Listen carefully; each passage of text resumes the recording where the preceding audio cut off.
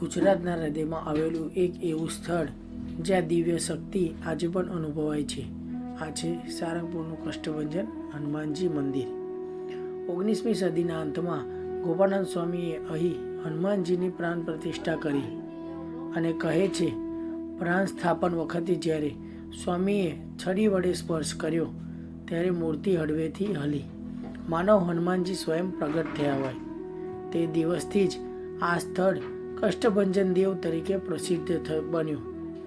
દર શનિવાર અને મંગળવારે લાખો ભક્તો અહીં આવતા, ડર, દુઃખ અને બાધાથી મુક્તિની આશા સાથે.